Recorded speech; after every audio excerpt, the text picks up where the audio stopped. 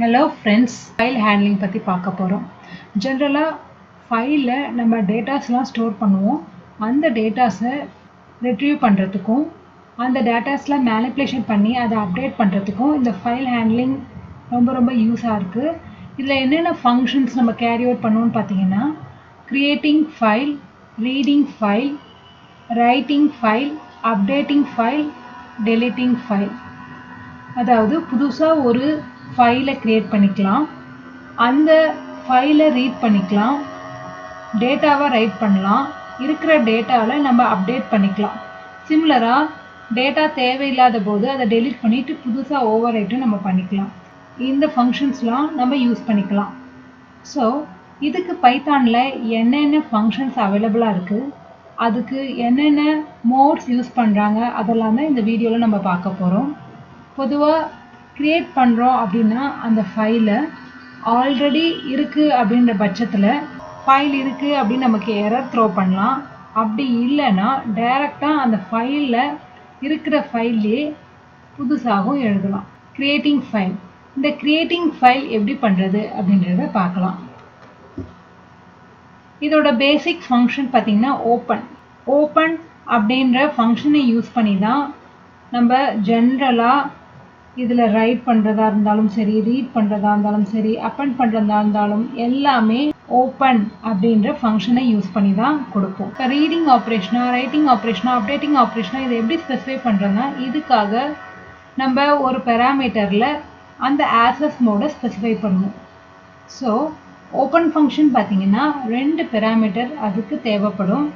First one file name, அடுத்தது mode. அதை தான் நம்ம சொல்லியிருக்கோம்.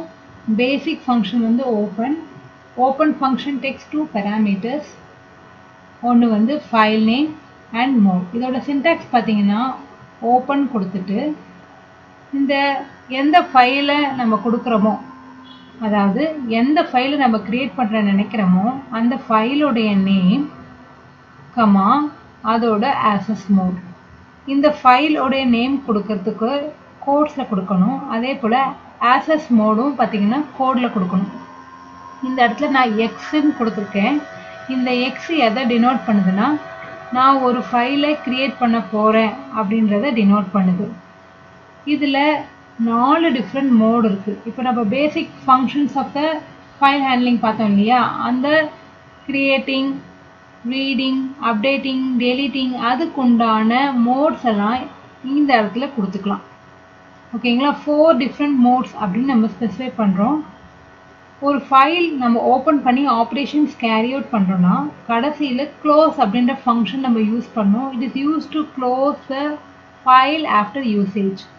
ஒரு ஃபைல் நம்ம ஓப்பன் பண்ணி ரீட் பண்ணுறோன்னா அப்போ அதோட ஹேண்டில் இருக்கும். அதில் ஹேண்டில்ன்றது நத்திங் பட் த கர்சர். எங்கே வந்து நீங்கள் படிக்கிறீங்களோ, எங்கே ரீட் பண்ணுறீங்களோ அதில் ஸ்டார்டிங்காக இருக்கலாம். இப்போ அப்பன் பண்ணும்போது அந்த ஹேண்டில் வந்து எண்ட் ஆஃப் த பேஜுக்கு போயிடும்.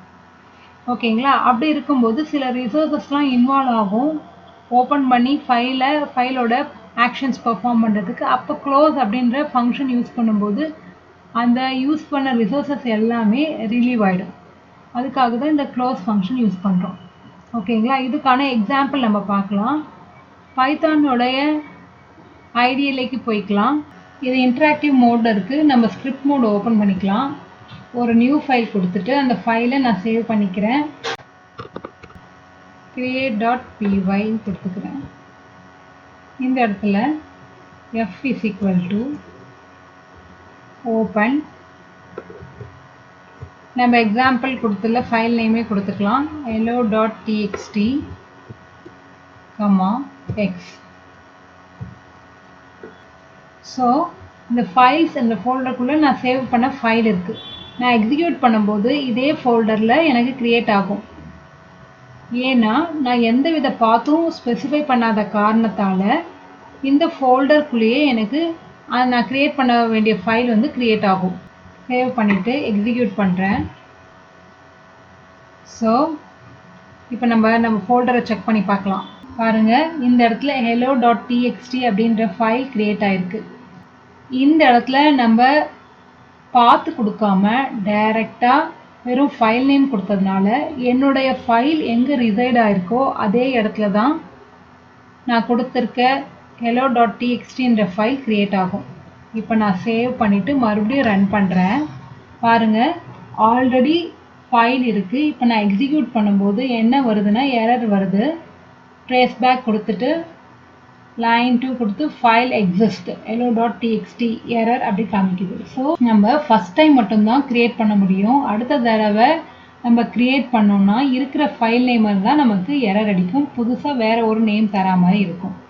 இந்த இடத்துல க்ரியேட் அப்படின்றது எப்படி தெரிஞ்சதுன்னா, இங்கே பாருங்கள், ஒரே ஒரு ஃபங்க்ஷன் நேம் மட்டும்தான் யூஸ் பண்ணுவோம், ஓப்பன்.